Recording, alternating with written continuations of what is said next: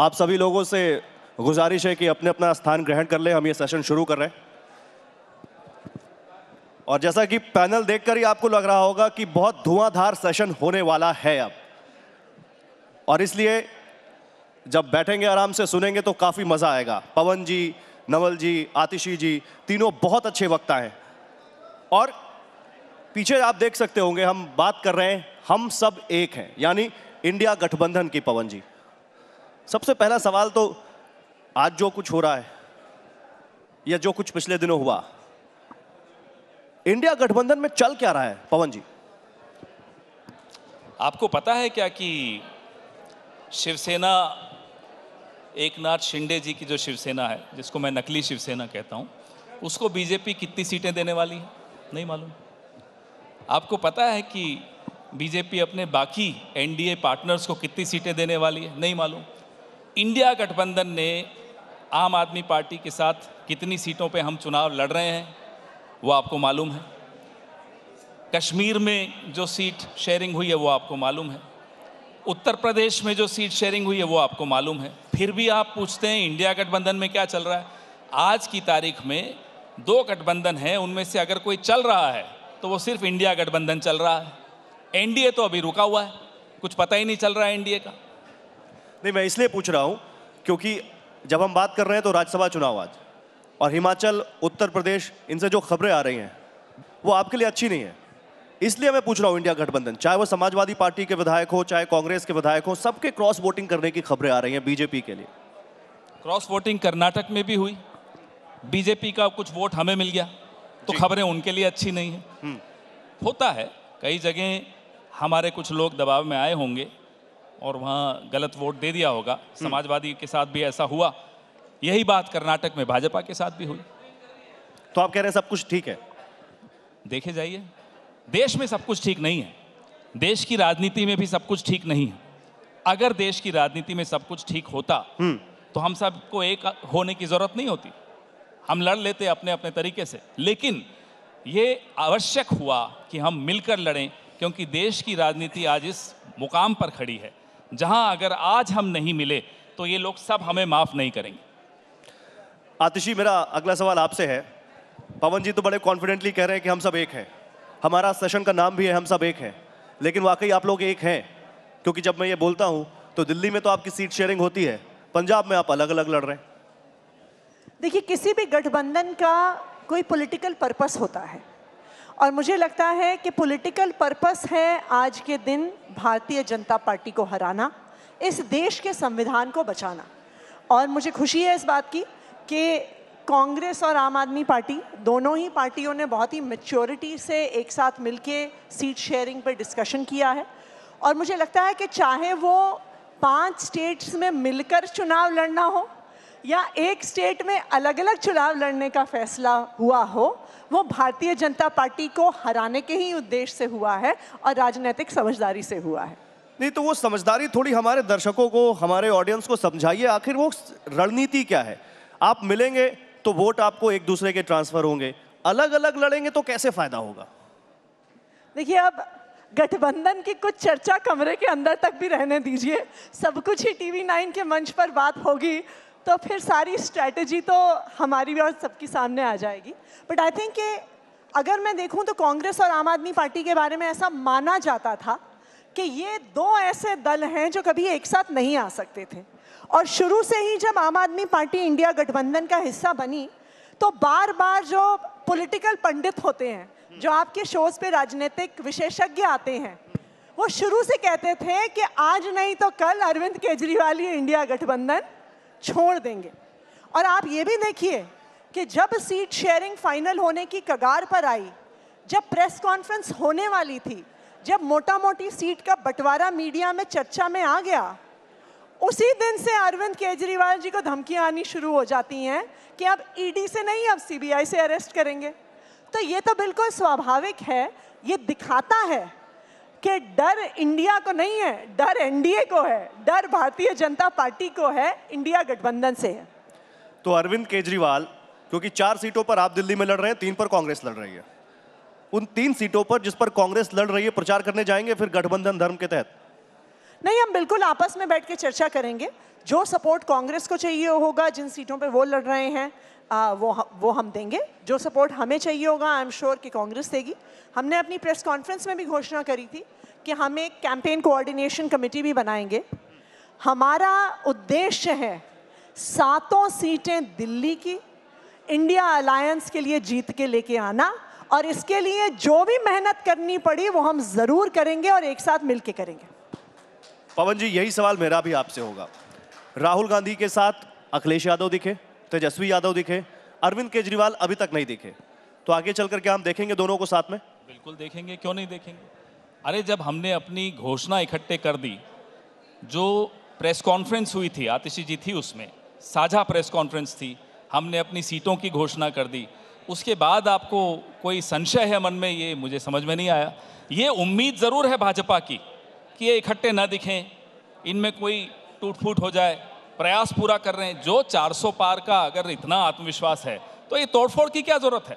लगता है आपको? कल नरेंद्र मोदी जी यहाँ आए थे, बड़ा बुरा लग रहा था मुझे उन्हें देखकर, टीवी पर देख रहा था, मुंह सूखा हुआ था। अरे अगर प्रधानमंत्री को इतना आत्मविश्वास है 400 पार का, तो ये मुंह क्यों सूखा हुआ है? ये हलक क्यों सूखा हुआ है? ये तोड़फोड़ की क्यों जरूरत पड़ रही? कभी कांग्रेस से किसी को ले जा रहे हैं, कभी किसी और पार्टी से किसी को ले जा रहे हैं, आवश्यकता क्या पड़ी? यहां से समझ में आता है कि ये 400 पार, ये सब जो है कहने की बातें, दरअसल डर लगा हुआ है। आप कह रहे डर है उनमें, और ये डर बड़ा अच्छा है। लेकिन क्योंकि हम लोग खबर नवीस क्या होते हैं, हमेशा खबर ढूंढते हैं। पवन जी, आप तो बहुत अच्छा से समझते हैं। ये एक बहुत बड़ी खबर होगी कि राहुल गांधी कांग्रेस पार्टी के साथ साथ आम आदमी पार्टी की कैंडिडेट्स की सीट पर भी प्रचार करने जाएंगे, तो वोट मांगने जाएंगे, ये होगा। अरे जब हम इकट्ठे लड़ रहे हैं तो जाहिर बात है हम एक दूसरे के लिए प्रचार भी करेंगे। और अगर आपको खबर ढूंढनी है तो मैं आपको खबर देता हूं। पता नहीं आपने वो खबर क्यों नहीं देखी, जहां भाजपा के एक विधायक ने अपने ही गठबंधन के सदस्य पार्षद शिवसेना का, उस पर गोली चला दी। ये है वहां गठबंधन हो रहा है। खबर तो बहुत है, आप लेते क्यों नहीं उनकी खबर? लीजिए ना जरा खबर उनसे। नहीं, हम तो सबसे खबर ले रहे हैं। आज दिन भर सेशन में हम खबर ही खबर ले रहे हैं। नवल किशोर जी, हमने अभी हिमाचल की बात की, उत्तर प्रदेश की बात की, बिहार में तो राज्यसभा चुनाव भी नहीं है, उसके बावजूद कांग्रेस और आरजेडी के 3 विधायक आज फिर बीजेपी में चले गए। ये भगदड़ क्यों मची हुई है? देखिए, हर इधर उधर जाने का एक कारण होता है। जब नीतीश कुमार जी नहीं बता पाए, हमने सार्वजनिक तौर से उनसे पूछा, जब देश में आप खबर चला रहे थे कुछ जाने वाले हैं, हमको विश्वास नहीं था, फिर हमने उनसे पूछा भी, अपील भी किया कि इसका कारण तो बता दीजिए कि ये सही है या गलत है। तो जब वो नहीं बताए तो फिर हम विधायकों के विषय में क्या बोल सकते हैं? उनकी इच्छा है, जहाँ जाएँ ठीक से रहें और उनके लिए काम करें।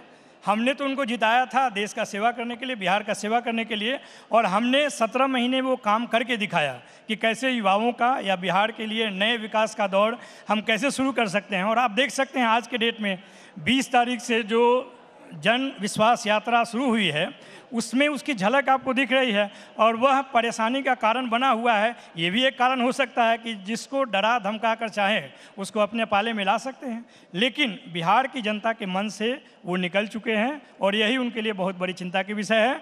और जो तेजस्वी जी ने ये बोला था कि जो चाचा निकले थे हमारे साथ भाजपा का मुखालफत करने के लिए या उनको जवाब देने के लिए, वो काम अब हम करेंगे, भतीजा करेगा, और उसकी ऊर्जा आप बिहार के गांव गलियों में देख सकते हैं। एक मिनट आतिशी में आ रहा हूं। इनफैक्ट मैं तो ये कहूंगी, ये आप एक्चुअली ये सवाल ही आप गलत पूछ रहे हैं। सवाल इट ऑलमोस्ट सीम्स कि जिसके विधायक जा रहे हैं उसकी गलती है।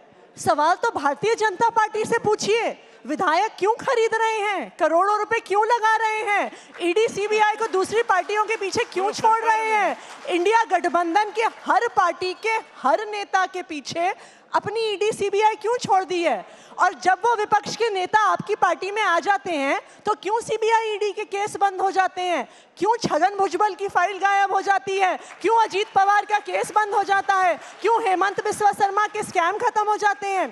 तो सवाल तो आपको भारतीय जनता पार्टी से पूछना पड़ेगा, और मीडिया डेमोक्रेसी का एक स्तंभ है। आपकी भी जिम्मेदारी है सारी पब्लिक को बताना कि जो भारतीय जनता पार्टी कर रही है वो लोकतंत्र को खत्म कर रही है। एक एक करके हर एजेंसी का मिसयूज हो रहा है। आप इस तरह देखिए, इलेक्शन कमीशन के लिए वो कानून लेके आ जाते हैं कि 3 मेंबर कमेटी में 2 भारतीय जनता पार्टी के रहेंगे? क्या वो खबर नहीं है पब्लिक को बताने के लिए?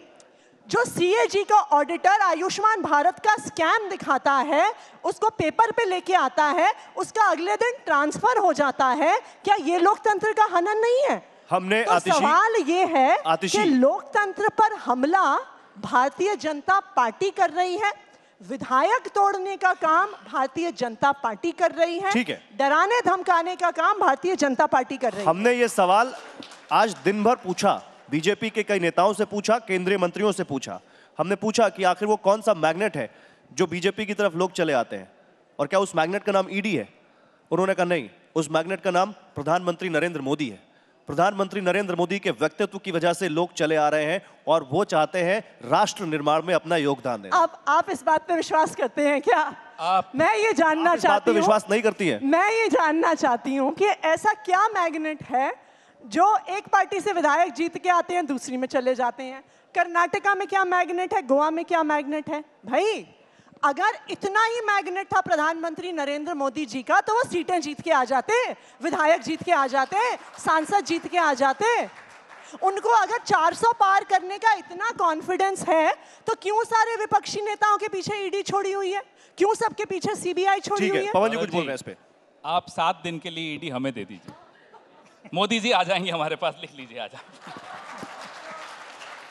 और हो सकता है प्रतियोगिता होगी, पहले कौन आता है, अमित शाह जी आते हैं या मोदी जी आते हैं? आएंगे ना अमित जी तो यहाँ शाम को पूछिएगा। हम कह रहे हैं 7 दिन के लिए ईडी दे दीजिए, 4 दिन के लिए सीबीआई दे दीजिए, और 1 दिन के लिए अपना मीडिया भी हमें दे दीजिए, फिर देखिए कौन कौन आता है हमारे पास। तो पवन खेड़ा ये कह रहे हैं कि अगर कांग्रेस पार्टी सत्ता में आती है तो जो वो आरोप बीजेपी पर लगाती है ईडी के दुरुपयोग का, वो भी वही करेंगे। साहब हम तो बहुत कुछ सीख लिए पिछले 10 साल, देखे जाइए आगे वाले 10 साल हम क्या करते हैं। अब सिखा तो डरा देंगे रहे इनको, नहीं आप लोगों को नहीं, इन लोगों को सिखा देंगे कि लोकतांत्रिक प्रक्रिया के तहत चलकर भी राजनीति की जा सकती है। लेकिन हाँ, इन लोगों को अपने किए की सजा मिलेगी, और बराबर मिलेगी। ना केवल उन अधिकारियों को मिलेगी जो आज ईडी और सीबीआई में बैठे हैं, ना केवल भारतीय जनता पार्टी के बड़े नेताओं को सजा मिलेगी। हाँ, मीडिया को जरूर थोड़ा सा आत्मचिंतन करना जरूरी है। प्रधानमंत्री नरेंद्र मोदी ने इंडिया गठबंधन पर एक बड़ा हमला किया उन्होंने, और उन्होंने कहा माल वही, पैकिंग नहीं। और वो कह रहे थे कि अपने संसदीय क्षेत्र में कह रहे थे कि इस बार 80 की 80 सीटें यूपी की हमें मिलेंगी। वो कह रहे हैं ये ट्राइड एंड टेस्टेड गठबंधन है, पहले भी हो चुका है, हार गए, एक दूसरे पर ठीकरा फोड़ने लगते हैं, जब परिणाम निलबटे सन्नाटा होता है, फिर एक साथ आ गए, 10 साल होने वाला हो गए। कुछ नहीं। उनके लिए तो हम यही कहेंगे, माल नहीं, पैकेज नहीं। वहां माल है ही नहीं, सिर्फ पैकेजिंग है। रोज 4-4 बार कपड़े बदलते हैं। अरे साहब, आपको प्रधानमंत्री बनाए, कुछ करिए ना। 45 साल का बेरोजगारी का रिकॉर्ड टूटा है। 400 रुपए का सिलेंडर 1100 में बिक रहा है, 60 रुपए का पेट्रोल 100 रुपए में बिक रहा है। नए नए कपड़े पहन के साहब चले आते हैं, मेकअप भी करते हैं, बाकायदा करते हैं। सुबह से शाम तक एक आदमी का चेहरा इतना लाल दिखता है क्या? मेरा तो नहीं दिखता, आपका भी नहीं दिखता, बताइए कैसे दिखता है? तो माल नहीं, पैकेज नहीं, हर बार नया नारा ला कर देंगे, और हमें और आपको नारों में बिजी रखेंगे, भावनाओं में बिजी रखेंगे। किसी को गुस्सा दिलवाएंगे, किसी को दुख पैदा करेंगे, किसी के अंदर नफरत पैदा करेंगे। क्या ऐसा ये काम है प्रधानमंत्री का? क्या इसलिए आपको सरकार में बनाया था? हमें आपस में लड़वाते रहिए और आप सत्ता भोगते रहिए, कपड़े बदलते रहिए? ऐसे होता है? ऐसे देश चलाया जाता है? नहीं, लेकिन जब हम इंडिया गठबंधन की बात करते हैं तो इस गठबंधन में वो पार्टी भी है आपके साथ जिसका जन्म आपके खिलाफ भ्रष्टाचार के आरोपों को लगाकर हुआ, वो आपके साथ है, और आप भी है इस गठबंधन में जो हमेशा उनके खिलाफ लड़ते रहे। क्या ये इंडिया गठबंधन विचारधारा का गठबंधन है या केवल सत्ता पाने का गठबंधन है? यह इंडिया गठबंधन एक कॉमन विचार है, हम सबका एक विचार है। क्या है वो विचार? कि आज संविधान खतरे में है। आज बाबा साहब अंबेडकर ने जो हमें मूल मंत्र दिया था इस संविधान में, वो खतरे में है। आज हम सब की आज़ादी खतरे में है। आज दिख नहीं रहा, लेकिन जो हो रहा है वो थोड़े सालों बाद इन सबको दिखेगा। आने वाली पीढ़ियों की लड़ाई लड़ने का विचार लेकर हम इकट्ठे आए। उसके लिए कुछ समझौते हमने किए, कुछ सीटें हमने छोड़ दी, कुछ इन्होंने छोड़ दी। लेकिन ये समझौते इसलिए ज़रूरी हैं कि हमें इन लोगों को सत्ता से बाहर तो करना ही है, खुद सरकार में आना है, ताकि जो 10 साल में इन्होंने पूरे देश को जिस तरह से पिछड़ा है, जिस तरह से संविधान के ऊपर जो हमले हुए हैं, अगर उसको दुरुस्त करना है तो हमें सत्ता में आना जरूरी है और उसके लिए कुछ समझौते करने जरूरी है। आतिशी, मैं आ रहा हूं नवल जी आपके पास। आतिशी, जब मैंने ये कहा तो आप तो उसी पार्टी से हैं जिसने रामलीला मैदान में आंदोलन किया और कहा कि कांग्रेस की जो मौजूदा सरकार है उसमें बहुत भ्रष्टाचार है, बाकायदा आप लोगों ने लिस्ट गिनाई, और फिर आज आप उन्हीं के साथ सीट शेयरिंग कर रहे हैं। तो ये विचारधारा का गठबंधन है या केवल मोदी को हटाने का गठबंधन है? ये देश के संविधान को बचाने का गठबंधन है गौरव जी। ये इस देश के लोकतंत्र को बचाने का गठबंधन है। अगर भ्रष्टाचार के खिलाफ भी लड़ाई लड़नी है तो देश का संविधान चाहिए। अगर भ्रष्टाचार के खिलाफ लड़नी है तो इंडिपेंडेंट एजेंसीज चाहिए। अगर भ्रष्टाचार के खिलाफ लड़ाई लड़नी है तो एक इंडिपेंडेंट मीडिया चाहिए। अगर आपको चुनाव ही लड़ना है तो आपको एक इंडिपेंडेंट इलेक्शन कमीशन चाहिए। आज आप देखिए एक एक करके इस देश की हर इंस्टीट्यूशन को ख़त्म किया जा रहा है। सेंट्रल इलेक्शन कमीशन को ख़त्म किया जा रहा है, सीएजी को ख़त्म किया जा रहा है। जो ऑडिटर उनके खिलाफ सीएजी में उनकी किसी स्कीम के खिलाफ लिख देता है, अगले दिन खबर आ जाती है कि उसका ट्रांसफ़र हो गया। आज तक इस देश के इतिहास में चाहे एक पार्टी आई चाहे दूसरी पार्टी आई, लेकिन जो लोकतांत्रिक नहीं, मैं ये सवाल इसलिए पूछ रहा हूं, मैं इसलिए सवाल पूछ रहा हूं कि एक गलत को हटाने के लिए आपने दूसरे गलत का साथ पकड़ लिया, जिसको आप गलत कहते थे उसी के साथ आ गए। देखिए, अगर देश का संविधान ही नहीं बचेगा तो पार्टियां भी नहीं बचेंगी, चुनाव भी नहीं बचेगा। तो आज अगर हम लोग साथ आए हैं तो इस देश के संविधान को बचाने के लिए आए हैं, इस देश के लोकतंत्र को बचाने के लिए आए हैं। अगर लोकतंत्र नहीं बचेगा तो देखिए, हम इनके खिलाफ भी चुनाव लड़ते आए हैं, हो सकता है इनकी पार्टी के खिलाफ भी चुनाव लड़ें, इस चुनाव में साथ हैं, चाहे उसके बाद हो सकता है अनेकों चुनाव इनके खिलाफ लड़ें। लेकिन जो भी ये सारी लड़ाई है, जो भी हम आवाज़ उठाते हैं, एक कॉन्स्टिट्यूशनल फ्रेमवर्क में उठाते हैं। देखिए, आज जो भारत की परिस्थिति हो रही है ना जी, आज भारतीय जनता पार्टी भारत को पाकिस्तान बनाने पे तुली हुई है कि एक दिन ऐसा आएगा कि यहाँ पे चुनाव हो रहा है और चुनाव के नतीजे क्या आ रहे हैं, चुनाव जीता कौन, ये किसी को पता ही नहीं है। भारत के इससे पहले आपने नॉर्थ कोरिया कहा था, आज पाकिस्तान, उपमाएं चेंज होती जा रही। हाँ जी, इससे पहले आपकी पार्टी ने नॉर्थ कोरिया कहा था, इसके पहले नॉर्थ कोरिया कहा था। पर सिचुएशन तो यही है ना। आज आप देखिए कि आज हम जब पाकिस्तान का चुनाव देखते हैं तो हमें इस बात से अचंभा होता है कि चुनाव हो गया, काउंटिंग हो गई, लेकिन आपको पता ही नहीं चल रहा कि चुनाव जीता कौन। क्या आप सोच सकते हैं कि भारत में ऐसी परिस्थिति हो सकती है? लेकिन आज हम धीरे धीरे करके हर संस्था को खत्म करके इसी ओर जा रहे हैं। नवल किशोर जी, लेकिन इंडिया गठबंधन की एक साझा रैली, अभी कुछ हफ्तों में इलेक्शन अनाउंस हो जाएंगे, कहीं पता नहीं। साझा प्रोग्राम, कोई कॉमन मैन प्रोग्राम, कहीं पता नहीं। किस मुद्दे पर आप जाएंगे लोगों के बीच? एक, क्योंकि इतने सारी पार्टियों का अगर यहाँ गठबंधन है तो सबकी अलग अलग विचारधाराएं हैं और सबके अलग अलग मुद्दे भी हैं, कुछ राष्ट्रीय हैं, कुछ क्षेत्रीय हैं। तो एक कॉमन पेज पर तो आपको आना पड़ेगा ना। वो कहाँ है? इलेक्शन सामने है, उधर सारी क्लैरिटी है, वहां वो 370 और 400 तक का टारगेट दे रहे हैं। आपके पास कहाँ है कुछ एक क्लैरिटी? देखिए, जब हम सब साथ में हैं तो मुद्दा भी साफ है और हमारे रहने का कारण भी साफ है, ये पूरा देश जानता है और हम उसके साथ लगातार हम संवाद भी कर रहे हैं। आप अपोजिट की बात करते हैं, नीतीश कुमार का जेडीयू और भारतीय जनता पार्टी को तो लोगों ने, और जो लोग अध्ययन करते हैं उन लोगों ने बोला कि अलायंस ऑफ अपोजिट है, अननेचुरल अलायंस है। वो केवल अपने चुनाव जीतने के लिए 96 में आए और लगातार चुनाव लड़ते रहे साथ में। यहाँ पे तो कम से कम एक आधार पे तो सब एक साथ हैं कि भारतीय जनता पार्टी जो कहती है वो करती नहीं है। आपने तो हमसे 10 लाख नौकरी का हिसाब मांगा, हमने करके दिखाया 17 महीने में। उन्होंने तो 19 लाख रोजगार की बात की, किसी ने 20 महीने में पूछा नहीं 19 रोजगार दिया नहीं। 2 करोड़ नौकरी का बात किया उन्होंने 2014 में, किसी ने उसका हिसाब नहीं लिया। लेकिन हमने तो जो कहा वो करके दिखाया। उन्होंने हमारे आने से पहले भी जातीय गणना पर विधानसभा से प्रस्ताव पारित किए 2-2 बार, किए तो नहीं ना, किए तो इसी 17 महीने में हुए। वो गणना भी, जातीय गणना भी हुई, आबादी के हिसाब से हिस्सेदारी भी दी गई। तो ये जो तमाम तरह का परफॉर्मेंस है वो हिसाब, सारी चीजें हमें पता है, पब्लिक डोमेन में है। मैं उस कॉमन मिनिमम प्रोग्राम की बात कर रहा हूं जो इंडिया गठबंधन का आपने कहा आएगा, लेकिन अभी तक नहीं आया। नहीं, मुद्दा देखिए, मुद्दा स्पष्ट है, मुद्दा स्पष्ट है कि हम रोजगार पे, नौकरी पे काम करेंगे। आपने देखा होगा कि 2020 के बिहार विधानसभा चुनाव में मोदी जी भी थे नीतीश कुमार भी थे साथ में। हमने जो बात की कि हम नौकरी देंगे, हम रोजगार देंगे, हम सिंचाई पे काम करेंगे, हम कार्रवाई करेंगे, हम स्वास्थ्य पे काम करेंगे, लोगों ने हमें सिंगल लार्जेस्ट पार्टी दिया। लालू जी ने 2015 में जब चुनाव लड़ा, मैं इसलिए कह रहा हूं पवन जी ने अभी तो प्रेस कॉन्फ्रेंस की, कहा उन्होंने कि सरकार में आएंगे तो अग्निवीर योजना हम खत्म कर देंगे। अरविंद केजरीवाल कह रहे हैं दिल्ली की 7 सीटें हमें दे दो, हम वाटर टैक्स खत्म कर देंगे। तो ये जो अलग अलग घोषणाएं हो रही हैं, ये तो एक कॉमन मिनिमम प्रोग्राम के तहत होनी चाहिए ना। हर पार्टी अलग अलग घोषणाएं कर रही है, फिर आप उसको लेकर भी आएंगे कॉमन मिनिमम प्रोग्राम में, दिक्कत नहीं होगी? नहीं, देखिए भारत की ये खूबसूरती है कि डाइवर्सिटी है वहाँ पे। यहाँ पर जितने दल हैं उनके कार्यकर्ता, उनके अपने आइडियोलॉजी, अपने कार्यक्रम, वो सब अलग अलग है, इसमें कोई दो राय नहीं है। लेकिन लड़ाई एक है जैसा, और ये पहली बार नहीं हो रहा है। 1977 में भी कांग्रेस के खिलाफ जब गोलबंदी हुई तो लेफ्ट राइट सेंटर सब साथ में आया। 1989 में भी लेफ्ट राइट सेंटर एक साथ में, कोई दिक्कत नहीं। लेकिन जब ये जरूरत है कि उनको हराना है तो साथ में आकर उनको हराना पड़ेगा। लोकतांत्रिक तरीके से वो काम नहीं कर रहे हैं, मुद्दों पे बात नहीं कर रहे हैं, इसलिए हम उनके खिलाफ में हैं। देखिए, एक कॉमन मिनिमम प्रोग्राम, दो ही इसके एजेंडा है। इस देश के संविधान को बचाना है, इस देश में लोकतंत्र को बचाना है। आज पूरे देश ने देख लिया कि भारतीय जनता पार्टी किस तरह से चुनाव की चोरी करती है। चंडीगढ़ का मेयर इलेक्शन अभी होता है तो खुल्लम खुल्ला दिखता है कि उनका प्रिजाइडिंग ऑफिसर वोट को डिफेस कर रहा है, चुनाव को चोरी कर रहा है।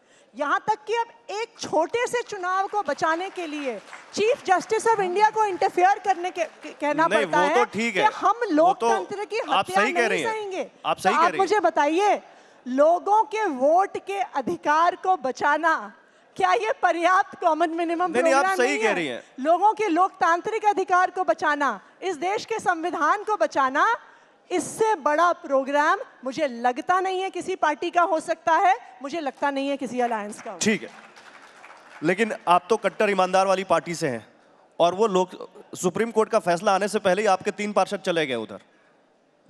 तो ये सवाल तो आप इनसे पूछिए कि खरीदने वाला पैसा उनके पास ईमानदारी से कहां से आया? आपके पार्षद, आपके विधायक, आपके सांसद बिकने को क्यों तैयार हैं? आप मुझे ये बताइए, भ्रष्टाचार का पैसा कहां से आया? करोड़ों रुपए के जो विधायक खरीद रहे होंगे, मतलब कोई अगर पैसे लेकर खड़ा है तो तैयार है बिकने के लिए आपके विधायक। ईडी और सीबीआई, जैसा पवन जी ने कहा, ईडी सीबीआई हमें 2 दिन के लिए दे दीजिए, सारी राज्यों में सरकार हम बना लेंगे। मतलब अब सरकार ईडी से बनेगी, इलेक्शन से नहीं बनेगी। ये बिल्कुल साफ है। आप मुझे बताइए, ऐसा कैसे हो जाता है कि हेमंत बिस्वा शर्मा की भ्रष्टाचार पे पूरी बुकलेट निकालती है भारतीय जनता पार्टी। हेमंत बिस्वा शर्मा भारतीय जनता पार्टी में आ जाते हैं तो सारे ईडी के केस खत्म, सारे सीबीआई के केस खत्म, सारा भ्रष्टाचार खत्म, भारतीय जनता पार्टी की वॉशिंग मशीन तो फिर जो दूसरी पार्टियों से, तो फिर जो दूसरी, आतिशी जी एक मेरा सवाल ले लीजिए, मेरे पास समय कम है, मेरा सवाल ले लीजिए, उसी में जोड़ लीजिए। आपकी पार्टी में जो दूसरी पार्टियों से नेता आते हैं, चाहे वो गुजरात में आए हो, चाहे वो गोवा में आए हो और चाहे दिल्ली में आए हो, जिनको आपने आज टिकट भी दे दिया है, आपने भी क्या पैसा दिया है उनको? देखिए गौरव जी,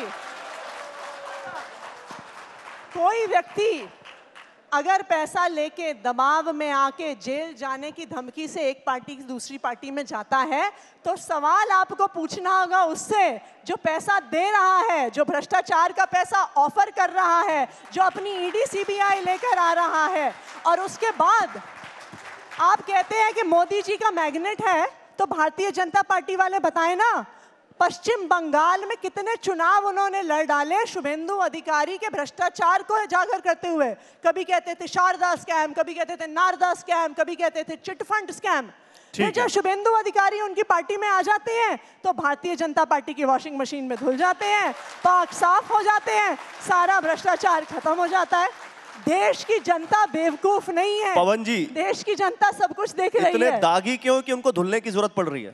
बात ये नहीं है, बात ये है, मेरे घर में कोई चोरी करे और आप मुझे आकर डांटें कि ताला क्यों नहीं लगाया था। अरे चोर को पकड़िए ना, वो घुसा क्यों मेरे घर में? बताइए। आप हमसे सवाल पूछ रहे हैं, आतिशी जी से और हमसे और नवल किशोर जी से, कि साहब आपके विधायक क्यों चले गए। जिसने चोरी की उससे पूछिए कि चोरी क्यों की, पैसा कहां से आया, क्या ये इलेक्टोरल बॉन्ड का पैसा है, किसका पैसा है, या ये हवाई अड्डे बेचकर जो पैसा मिलता है वो है, या कोयले की खदान बेचकर जो पैसा मिलता है वो है, ये पैसा आया कहां से, हम ये जानना चाहते हैं। पवन जी, ये कोई पहली बार हुआ है? कर्नाटक में कितने बीजेपी के नेता आपकी पार्टी में आए? तो फिर तो ये सवाल आपसे भी पूछा जा सकता है। बिल्कुल पूछिए, क्या ईडी हमारे पास है कि हम उन्हें डरा सके? बिना डर के आए, बताइए। सीबीआई तो हमारे पास नहीं है, हमारे पास तो कोई एजेंसी नहीं है। फिर भी अगर हमारे पास कोई आ रहा है तो वाकई अंतरात्मा की आवाज सुनकर आ रहा है। ठीक है, आगे बढ़ते हैं। एनडीए का सबसे बड़ा ब्रांड या उनकी सबसे बड़ी यूएसपी खुद प्रधानमंत्री नरेंद्र मोदी हैं। इंडिया गठबंधन की यूएसपी क्या है? हमारी सबसे बड़ी यूएसपी नरेंद्र मोदी हैं। वो जितनी बार टीवी पर आते हैं हमारे वोट बढ़ाकर जा रहे हैं आजकल, और जितनी बार वो बाहर निकलते हैं, रैलियां करते हैं, हमारी सीटें बढ़ाते हुए निकल रहे हैं। आगे आगे देखिए, हम तो चाहते हैं कि अगले 3 महीने प्रधानमंत्री सबसे ज्यादा घूमें, बार बार प्रचार करें। जितनी बार बेरोजगार नौजवान उनकी शक्ल देखते हैं, उनको समझ में आ जाता है इस व्यक्ति की वजह से मुझे नौकरी नहीं मिली, इस व्यक्ति की वजह से मेरे पेपर लीक हुए, इस व्यक्ति की वजह से मुझे पेट्रोल महंगा मिलता है, इस व्यक्ति की वजह से मेरे बहन की इज्जत पर किसी ने हाथ डाला। वो जितनी बार घूमते हैं हमारे वोट बढ़ाते हुए जाते हैं। अरविंद केजरीवाल और ममता बनर्जी 2 लोग थे जिन्होंने कहा कि मल्लिकार्जुन खड़गे इंडिया गठबंधन के प्रधानमंत्री पद का चेहरा हो। क्या आम आदमी पार्टी आज भी उसी स्टैंड पर कायम है? देखिए, बिल्कुल इंडिया अलायंस की मीटिंग के दौरान ये प्रस्ताव हुआ था, कई और भी प्रस्ताव हुए थे। किसी भी गठबंधन को बनाने में, चाहे सीट शेयरिंग करने में, चाहे कॉमन मिनिमम प्रोग्राम बनाने में, कई सुझाव होते हैं, कई सुझाव एक्सेप्ट होते हैं, कई सुझाव नहीं होते हैं। नहीं, मेरे पास क्योंकि समय कम है, मैं छोटा सा आंसर चाहता हूं। क्या आप अभी भी चाहते हैं कि मल्लिकार्जुन खड़गे इंडिया गठबंधन के पीएम उम्मीदवार हो? मुझे लगता है कि मल्लिकार्जुन खड़गे जी बहुत अच्छे पीएम उम्मीदवार हो सकते हैं। मुझे लगता है कि देश भर के लोग उनका बहुत सम्मान करते हैं, और मुझे ये भी लगता है कि अगर देश को हम इस देश का पहला दलित प्रधानमंत्री देंगे तो इससे बड़ा इतिहास इस देश के संविधान के लिए कुछ नहीं हो सकता। मुझे लगता है कि बाबा साहब के संविधान का ये बहुत बड़ा पवन जी, राजी हैं आप? फिर अगर इस देश को एक दलित राजी हैं आप जो आतिशी कह रही हैं? अगर हमारे गठबंधन हम बनाते हैं तो क्या मैं अकेला, कांग्रेस पार्टी तय करेगी कि किसको क्या बनना चाहिए? गठबंधन का धर्म होता है कि सब मिलकर तय करें, तो सब मिलकर जो तय करेंगे वो होगा। राहुल गांधी या मल्लिकार्जुन खड़गे, कौन होगा? क्या चॉइस हो सकती है? गठबंधन तय करेगा। गठबंधन तो मल्लिकार्जुन जी का नाम ले रहा है, तो गठबंधन तय करेगा, उसके बाद नाम घोषित करेंगे। छोटा सा सवाल, क्या कांग्रेस पार्टी इंडिया गठबंधन की धुरी है जिस पर वो पूरा गठबंधन चारों तरफ घूम रहा है? क्या कांग्रेस पार्टी ना हो तो ये गठबंधन ना हो? देखिए, इसमें कोई शक नहीं है कि इंडियन नेशनल कांग्रेस राष्ट्रीय पार्टी है और उसका रहना इस गठबंधन में बहुत ज़रूरी है। ये लगातार हमारी पार्टी भी कहती रही है, और जो लोग गठबंधन में इस बात को मानते हैं कि अगर जो 2 धुरी है, आप यूपीए एनडीए का पहले भी देखेंगे तो 2 धुरी में दोनों में नेशनल पार्टी थे, तो नेशनल पार्टी के रूप में और बड़े दल के रूप में तो वो है ही, इसमें कोई दो राय नहीं है। लेकिन कांग्रेस पार्टी ने अपने कार्यक्रम पर अपने तो मैं एक छोटा सा सवाल पूछ रहा हूं, फिर राहुल गांधी जो भारत जोड़ो न्याय यात्रा कर रहे हैं, क्या उससे जो माहौल उनके पक्ष में अगर बन रहा है तो क्या वो पीएम पद की दावेदारी उनकी मजबूत हो रही है इंडिया गठबंधन में? नहीं, देखिए, ये जो न्याय यात्रा है या भारत जोड़ो यात्रा था, उन लोगों को मुद्दों के आधार पे मोदी को घेरने की यात्रा थी। जो काम वो गलत काम मोदी जी कर रहे हैं, पिछले 10 साल से लोगों को भटका रहे हैं, उसको उजागर करने की बात थी, और बहुत अच्छा रिस्पॉन्स मिला है। अभी बिहार में जो यात्रा चल रही है, जन विश्वास रैली, उसमें भी बहुत अच्छे से पता चल रहा है कि नीतीश जी कैसे मोदी जी के द्वारा भड़काए गए वहाँ पे। क्या बात है, बहुत शुक्रिया आप तीनों लोगों का हमारे साथ जुड़ने के लिए। एक बार जोरदार तालियां हो जाए हमारे मेहमानों के लिए। हम सब एक है इंडिया गठबंधन पर काफी शानदार बातचीत हुई, और मुझे लगता है काफी कुछ हमें इससे सीखने को मिला, जानने को मिला। बहुत शुक्रिया आप सभी का एक बार फिर से हमारे मंच पर आने के लिए। Thank you.